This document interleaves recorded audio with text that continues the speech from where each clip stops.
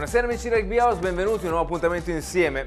Se dovevamo testare, capire, valutare il vero livello di questa squadra, l'abbiamo visto, l'abbiamo percepito nella vittoria contro i campioni d'Italia del Mogliano sabato scorso qui allo stadio Mario Battaglini. E parleremo con i nostri ospiti, parleremo anche del prossimo match che vede la squadra rossoblu impegnata in casa con la Lazio domenica prossima. Insomma, tanti argomenti andranno sviluppati in questa serata così, 40 minuti a disposizione e li cavalcheremo con grande intensità. Con noi, seconda linea, numero 8, fa come vuoi, Matteo Ferro. Ciao Matteo, benvenuto. Ciao a tutti. E con un grande piacere di avere con noi Roberto Willy Roversi. Ciao Roberto, benvenuto. Grazie e buonasera.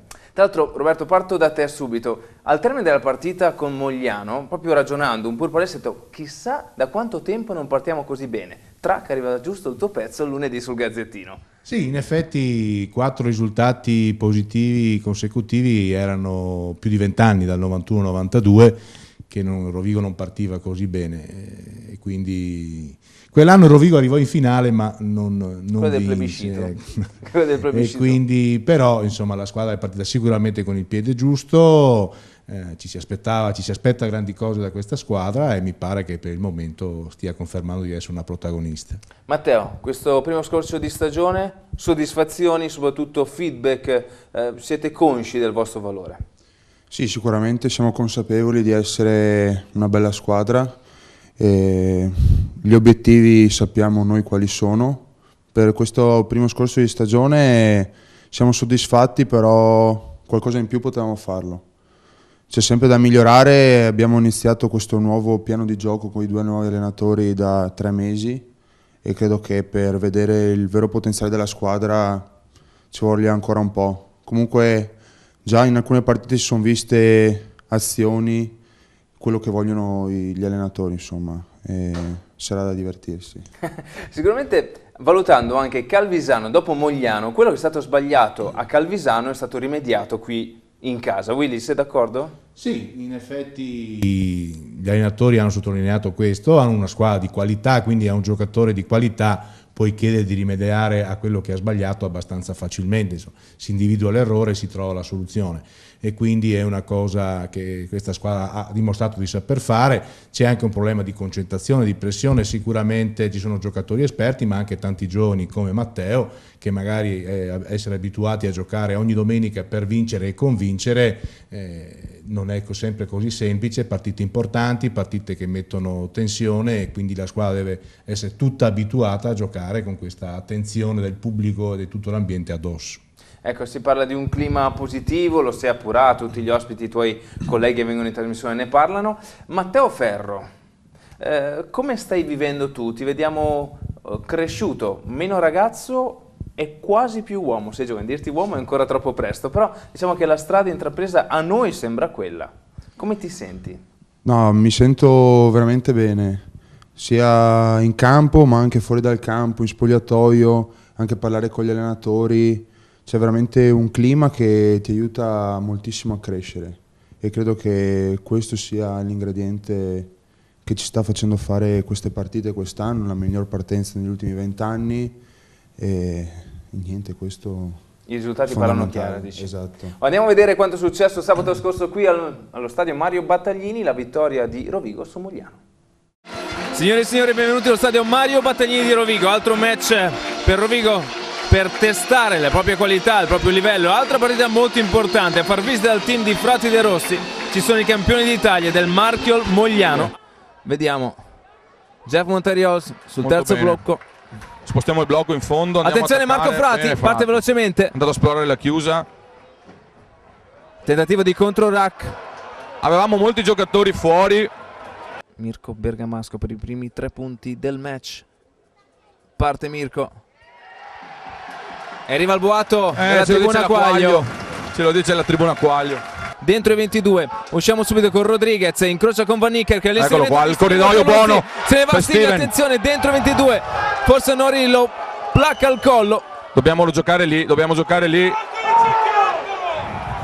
L'arbitro vede il fuorigioco di Andrea Ceccato. Sì, poi cercato, anticipato, essendo era alle spalle dell'arbitro, ne ha approfittato salendo un po' in anticipo. Respira profondamente Mirko Bergamasco sulla linea dei 22. Ci non siamo, sbaglia Mirko. Bello, pulito, centrale. 6-0, 27esimo. Ad aiutare. Si è stato bravo 2 volte Bivi, perché si trovava in una zona di campo dove c'era un sottonumero e lo... Grande Mani di Mayern. L'impatto è stato importante, l'abbiamo sentito fino qua. Credo che Matteo Ferro ne abbia risentito. Si gratta anche la testa, vedete, va, dai, continuiamo, poi vediamo come va. Intanto Stefan Basson parte per il 9-0. La potenza sembra buona. Mi sa che la mettiamo nel paniere. Altra fase per il Mogliano. Bene Rovigo. Attenzione, qua succede di tutto. Un rimpallo potrebbe avvantaggiare Mogliano. Fermi tutti. Tenuto alto. Fermi tutti.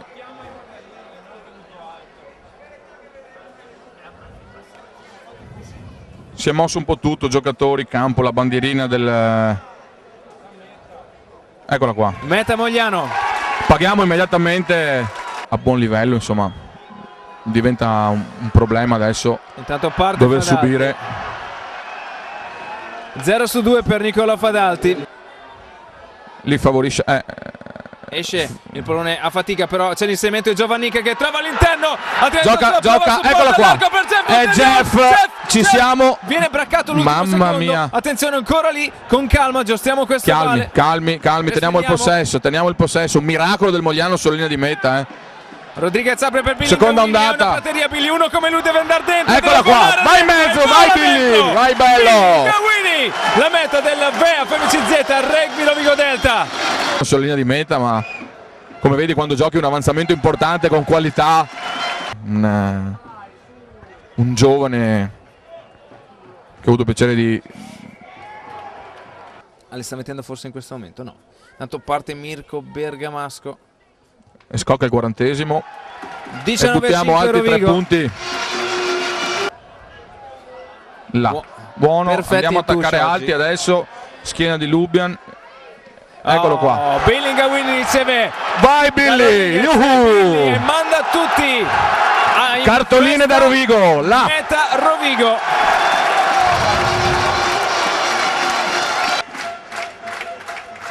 Arriva anche la trasformazione di Mirko Bergamasco. No, sì. Ma guarda, la cosa più bella la fa... Tira in tribuna Stefan direttamente. La fa Treviso usando i giocatori non convocati come... Per la gioia del pubblico Stefan dal pallone. E abbiamo buttato via un pallone. Quello non torna più sicuro. No, ma è giusto che sia così.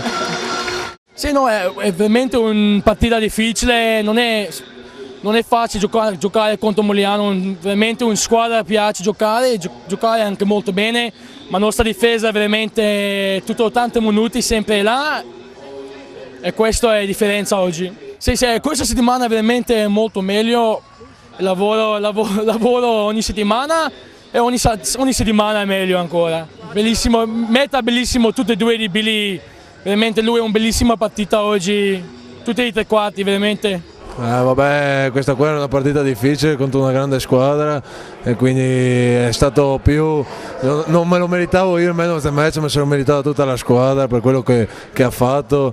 Noi sapevamo che loro giocavano tanto e quindi cercavamo di rallentare il loro gioco nei punti di incontro e quando era possibile.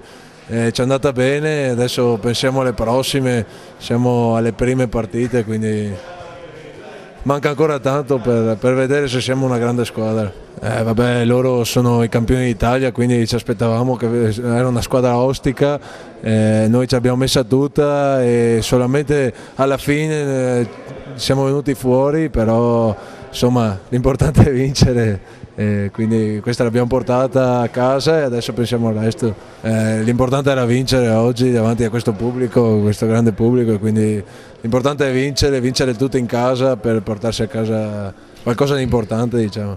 Rovigo sono stati bravi, da parte nostra siamo stati, non so il motivo, molto contratti. Abbiamo nei momenti di difficoltà invece di reagire da squadra abbiamo provato a risolvere individualmente, abbiamo perso un po' di lucidità. Invece quando poi abbiamo raddrizzato la partita sul 9-5 abbiamo preso 1 o 2 gialli mi sembra e dopo una partita così, prendere 2 gialli, giocare 30 minuti, mi sembra aver giocato con uno in meno, è difficile. Bravi loro, noi dobbiamo migliorare molto, recuperare un po', imparare a superare i momenti di difficoltà che ci sono in una partita. Insomma. La stagione è lunga, vedremo di lavorare molto per migliorarla. Grande entusiasmo qui a Rovigo, grandi conferme. Ma Matteo, tu preferisci seconda o 8? Ma è indifferente, basta giocare. Lo sento spesso sta battuta, Sì. ma basta giocare. Non è proprio così, credo. No, non sei convinto? Parlo perché molti giocatori hanno avuto questo doppio ruolo, seconda, terza linea. Giocare numero 8 è molto più divertente. Ti diverti più 8, te lo dice una Sì. terza linea. No, sicuramente è più divertente numero 8 perché comunque sei in mezzo al gioco, tocchi di più la palla, però a questa età seconda, terza, va bene tutto. Tra l'altro hai praticamente fatto 2 azioni molto simili che hanno generato le mete per Rovigo quando sei partito dalla base, è una mischia che sta girando, per cui vuol dire che anche tu, diciamo, stai prendendo sempre più confidenza con questo campionato, con questo livello. No, sicuramente giocare, poi quest'anno per adesso ho la fortuna di aver giocato per tutte le partite, quindi questo aiuta moltissimo per un ragazzo della mia età per maturare. E vedremo a fine anno come andrà. Si parla, dimmi Willy, scusa. No, è anche importante sottolineare il fatto di avere giocatori come Matteo che possono giocare in 2 ruoli, quindi questo è un grosso vantaggio per gli allenatori, di avere elementi che durante l'anno possono impiegare in un ruolo o nell'altro e avere un rendimento abbastanza consistente e positivo. Avere giocatori che ricoprono più posizioni è sempre un vantaggio per i tecnici. La versatilità è molto importante. Si parla molto di mischia, nuovi regolamenti, ne parliamo spesso anche perché non è che sia tutto chiaro, nel senso che è un percorso in divenire, perché abbiamo anche bisogno di capirne un po' di più parlando con voi che siete in campo. Si parla soprattutto anche di angoli, si parla di spinta, si parla di canalizzare la forza in maniera diversa. Cosa è cambiato secondo te? Ma quello che è cambiato, l'arbitro innanzitutto, non c'è tantissima chiarezza da parte degli arbitri perché alcuni hanno chiamate più lente, altri più veloci, alcuni guardano molto di più il mediano, altri guardano di più il pilone sinistro, destro se spingono dritti, quindi secondo me ci sarebbe molta più uniformità da parte degli arbitri. Dopo la mischia è un gioco di forze, quindi chi è più forte vince, però non sempre è così perché abbiamo visto queste ultime partite che gli altri si avevano una bella mischia, però noi non eravamo inferiori e quello che è parso poteva essere un'inferiorità nostra, ma non è così, è l'arbitro che puntualizzava su il nostro pilone sinistro quando non guardava il loro pilone sinistro, perché tutte le mischie non puoi stare sul nostro pilone sinistro e non guardare il loro, e quindi... Ci sei molto chiaro Matteo, non è? Sì, no, il problema è che la mischia di per sé sta diventando una fase di gioco molto problematica. Il fatto che negli ultimi anni ci abbiano messo mano più volte significa che i problemi continuano a esserci e le soluzioni trovate non sempre sono quelle giuste. C'è un bisogno di adattamento da parte dei giocatori, da parte degli arbitri per trovare la posizione e la corretta predisposizione a fare questa fase di gioco. In passato, in un rugby più antico, era la touche, una fase, i francesi la chiamavano un sacco di nodi, la touche, perché succedeva un po' di tutto. È stata regolamentata, hanno consentito la possibilità dell'alzare, hanno allargato le distanze e la touche adesso è diventata molto più chiara, dove gli interventi e i falli sono più evidenti e l'arbitro può intervenire con maggiore chiarezza. Nella mischia invece le cose sono complicate anche ad alto livello, si vedono mischie spesso ripetute perché non eseguite correttamente, molti falli, ed è una fase di gioco dove chi ha l'amministrazione del gioco deve essere sotto osservazione per migliorarla, sicuramente. Deve essere un cambiamento che aiutava il gioco, in realtà per adesso la sta complicando abbastanza. Come ogni cambiamento ha bisogno di un po' di assestamento, credo che una valutazione vada fatta almeno a fine campionato. Sì, voi come state lavorando in questo senso? Con Nicola Gatto mi ricordo inizio stagione, insomma qualche settimana fa, il tallonare, non tallonare, come cercate di giostrarla? Ma stiamo portando avanti un'idea da inizio stagione, provando in amichevoli varie opportunità, quella di tallonare, di spingere tutti insieme, e per adesso sembrerebbe che la migliore sia quella di spingere insieme, quindi una spinta di 8 uomini piuttosto di perdere un uomo col tallonaggio, perché talonando il tallonatore perde la spinta. Quindi Non a caso Ferrari adesso le zebre, insomma, no? No, la mischia effettivamente si è passati nel giro di qualche decennio da una fase di gioco dove non c'erano regole, sostanzialmente i piloni facevano ciò che volevano contro l'avversario, si abbassavano, si alzavano, tiravano per la maglia, tiravano per le orecchie, qualsiasi cosa andava bene, l'unica cosa che contava era la posizione del pallone. Adesso siamo arrivati a una regolamentazione molto più complicata, più complessa, che giocatori e arbitri devono in qualche modo, come si dice, digerire. Tu hai menzionato un rugby leggendario, d'antan sotto certi aspetti. Un rugby di tanti tempo fa, che non vuol dire forse migliore o No, peggiore. certo, però sai, nei ricordi il romanticismo è sempre abbastanza vivo.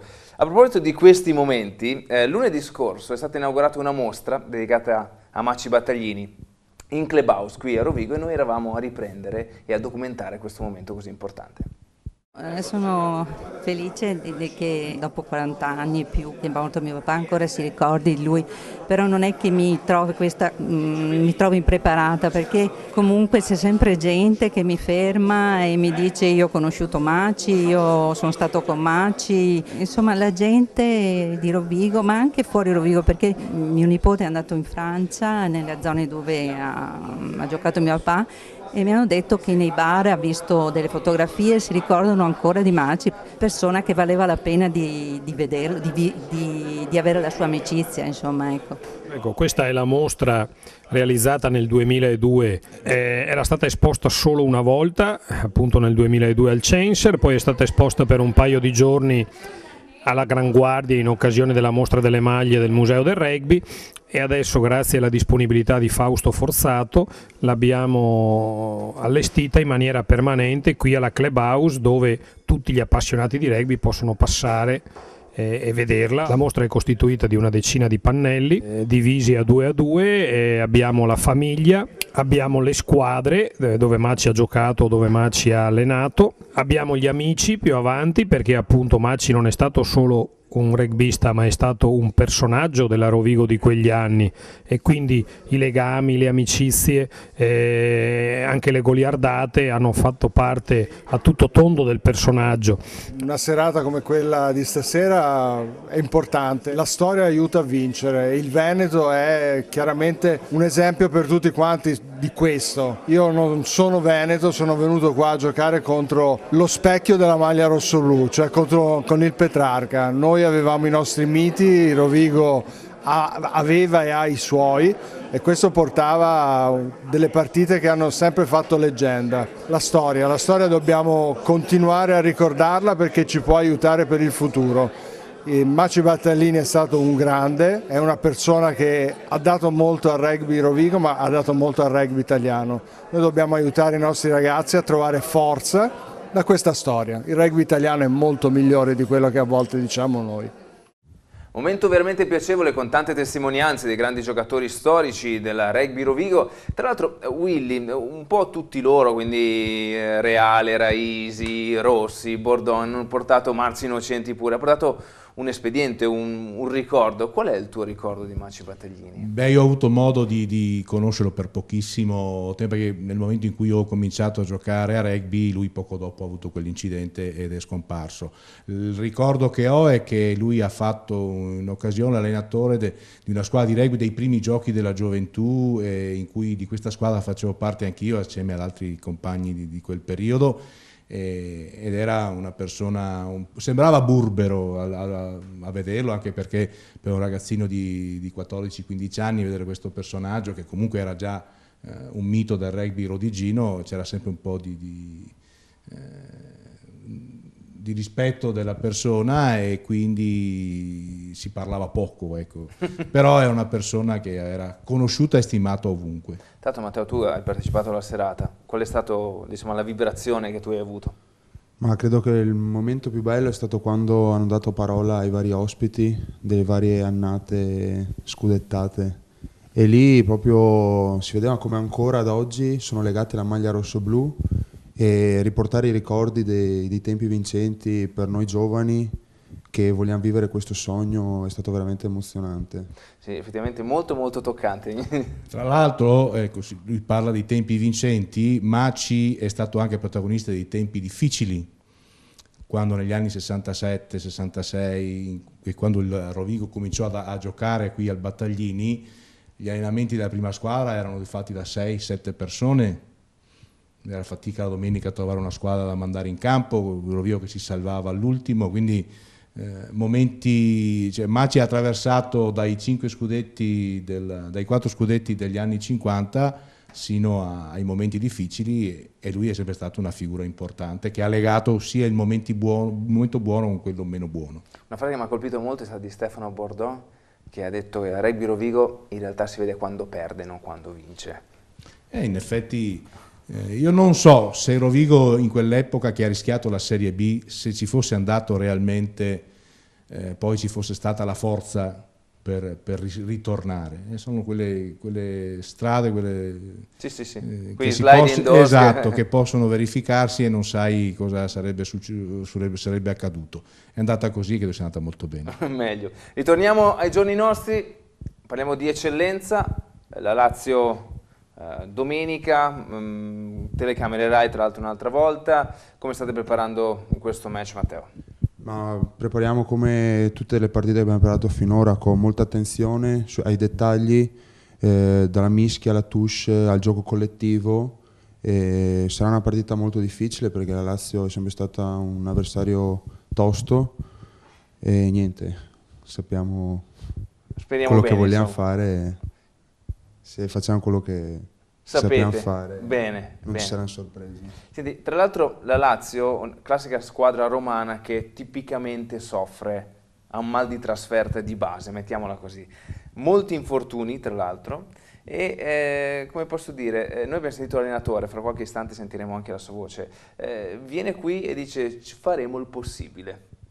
Beh, certo, il Battaglini è sempre un campo che ha fatto paura anche in tempi in cui la squadra era meno competitiva. Ancora di più lo farà domenica in quest'annata, dove la squadra è sicuramente tra le protagoniste, tra le favorite, e dove abbiamo sempre un pubblico più numeroso delle altre stagioni, quindi un ambiente che sicuramente intimorisce sportivamente, ovviamente, le squadre che scendono in campo, tipo la Lazio o altre che vengono da fuori. Tra l'altro, a proposito di ambiente, ecco, io non so se voi partecipiate allo stadio, veniate, però oltre alla partita c'è un terzo tempo quest'anno, Matteo, che io ho visto la tua faccia, ma per dire, però non male, insomma, no? È molto divertente, sì. Tanta gente, sembra veramente un happening da non mancare ogni sabato. No, divertente, poi fa molto piacere a noi giocatori, perché vedere tanta gente sia sugli spalti ma anche al terzo tempo che viene lì, ti saluta, ti fa i complimenti, è molto bello. È una cosa che ha colpito anche gli allenatori, che non avevo mai vissuto un'esperienza del genere. Qua a Rovigo sono stati colpiti dalla calorosità dei rodigini. Certo, tra l'altro di solito si parla della primavera rossoblù, no? Quando arrivi in area playoff c'è il sole nella tribuna Quaglio, è sempre un qualcosa di molto speciale. Adesso pare che questa primavera sia quasi anticipata, no? Come dicevi tu. Non vuole finire l'estate, continua a rimanere il tempo. No, sicuramente l'ambiente di Rovigo credo sia unico. È difficile spiegarlo a chi viene da fuori, se non lo vivi non te ne rendi conto, e tutti quelli che ci sono passati, stranieri e non, ne hanno un ricordo assolutamente positivo. Infatti il legame che c'è stato con tutti quelli che hanno giocato a Rovigo, stranieri soprattutto, nessuno si è mai dimenticato di Rovigo, se possono ritornano. Certo, andiamo a sentire le parole del coach della Lazio che affronterà la Rugby Rovigo domenica qui allo stadio Mario Battaglini. Beh, penso una squadra vivace che prova a mantenere il possesso e a sfruttare le occasioni che gli si presentano, cercando di mettere pressione alla difesa avversaria, sia in touche che da mischia e nella situazione di gioco al piede. Purtroppo i risultati parlano chiaro, siamo una squadra di solito un po' più casalinga. È vero anche che quest'anno le prestazioni si sono per adesso almeno sono assomigliate un po' tutte, giochiamo abbastanza bene, poi commettiamo qualche ingenuità di troppo che ci determina poi un partito troppo pesante, quindi è proprio un momento in cui sia per le assenze sia perché alcuni ragazzi nuovi devono ancora entrare bene nel piano di gioco, che abbiamo qualche problemino di troppo. Facciamo due piccole differenze. Quest'estate partivamo con un gruppo squadra diverso da quello che ci siamo ritrovati ad oggi. Purtroppo Nathan sta soffrendo gli stessi problemi della Lazio, perché pronti via abbiamo perso 3 giocatori che per noi erano determinanti. Il capitano Giulio Rubini, Giulio Bigegni, che è nazionale emergenti, e si è aggiunto il mancato arrivo dello straniero e Nathan è stato coinvolto come unico faro in questo momento, e anche gli avversari sanno che lui può creare qualche problema, lo tengono un po' di d'occhio. Ecco Matteo, nella Lazio giocano tanti giovani della tua generazione, della tua età. Un vivaio romano in genere che comunque dà sempre buoni frutti, no? Ti ricordi qualche sfida con alcuni di loro durante le giovanili? Beh, Giulio Bisegni, centro della Lazio, Alessandro Tartaglia, sono due, Valerio Lo Sasso, sono i 3 che adesso giocano più spesso alla Lazio, con la quale abbiamo avuto molte battaglie in giovanile. Avete condiviso anche nazionali? Anche nazionali, sì. Quasi tutte le nazionali giovanili, ma mi ricordo quando c'erano i raduni del CIV, nord-est, nord-ovest, centro-nord e centro-sud, e erano sempre grandi botte, perché il nord-est doveva sempre dimostrare di essere più forte delle altre, perché il nord-est è il nord-est, rugby sono una cosa unica. Quindi anche a livello giovanile... Sì, in passato, adesso non so, c'era il trofeo delle regioni a livello giovanile e la finale 9 su 10 era Veneto-Lazio. Quindi la squadre romane hanno avuto un ottimo vivaio. Certo. Poi si perdevano un po' perché c'erano tante squadre, quindi si disperdevano fra i vari club, e poi perché la predisposizione al sacrificio dei ragazzi di Roma non è proprio uguale a quella di Rovigo, di Padova o di Treviso. Grossi ciclisti a Roma non ne sono nati. Qualcuno per battuta diceva che l'allenamento maggiore che facevo durante la settimana era sollevare la moto per metterla sul cavalletto. Può essere anche il fatto che comunque Roma ha avuto, sì, per carità, una grande squadra, però non ha mai avuto una continuità. C'è stata dispersione di risorse. Roma a un certo punto aveva 4 squadre, il Cus Roma, la Lazio, la Roma, Frascati che gravitava attorno, quindi 4 squadre che probabilmente se si fossero messe assieme avrebbero dato una realtà più solida e più costante nel tempo. Andiamo a vedere cosa succederà comunque in questa giornata del campionato di eccellenza dagli altri campi attraverso la voce dei nostri collaboratori.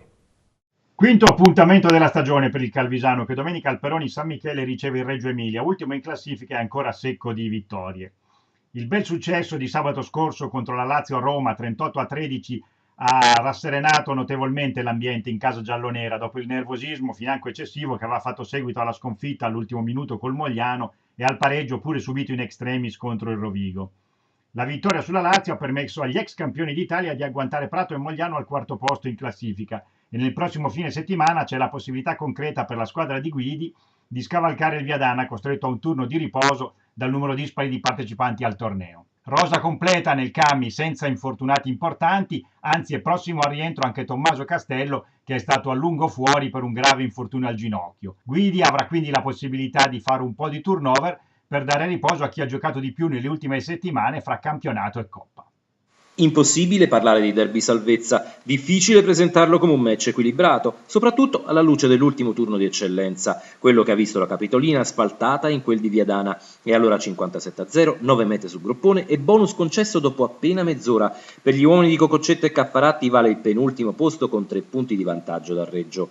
Con la Sogni Playoff invece il San Donà di Wright, settimo posto in classifica e 2 vittorie all'attivo, anzi 2,5 considerando il quasi sgambetto tirato al Petrarca sabato scorso. Solito discorso, i romani giocano in 7 uomini per via delle tante incertezze da una mischia ancora improvvisata. Ben più solido il San Donà, che proprio dalle fasi statiche inizierà probabilmente a menare le danze. Il resto lo faranno i ritmi di Mucelli e Taumata, un copione già scritto, alla Capitolina il compito di trovare soluzioni e miracoli.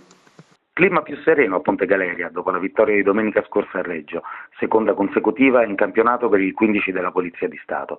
Quello contro i Diavoli Rossoneri reggiani è stato un match dai 2 volti per le Fiamme. Ad un primo tempo dominato e chiuso con 12 punti di vantaggio, ha fatto da contraltare una seconda frazione di gioco abbastanza incolore e che ha consentito ai padroni di casa di raggiungere il pareggio e di lottare fino alla fine per provare a vincere. Solo il piede preciso di Nicola Benetti, ancora protagonista, ha mantenuto le Fiamme in gioco, permettendogli di portare a casa i 4 punti. Il mediano di Casale sul Sile si è rivelato decisivo con un 6/6 dalla piazzola. Coach Presutti a fine match si è detto soddisfatto per la vittoria e i punti in classifica, ma non contento per l'eccessiva sofferenza patita dalla squadra nel secondo tempo, che si è complicata la vita da sola commettendo troppi errori. La squadra Cremisi ha passato la settimana ad analizzare gli errori di Reggio in vista del prossimo impegno di domenica contro la capolista Petrarca. Quello contro i Veneti è da sempre un match particolare per il 15 della Polizia di Stato, che proprio a Padova venne fondato nel 1955 e proprio lì vinse ben 5 scudetti. Una sorta di derby dunque per le Fiamme, ma anche per Pasquale Presutti, che con la società padovana vinse uno storico scudetto contro il Rovigo nel 2011 al Battaglini, e per alcuni giocatori che in quell'occasione giocarono con la maglia rossoblù, come Andrea Bacchetti, da quest'anno alle Fiamme Oro Rugby.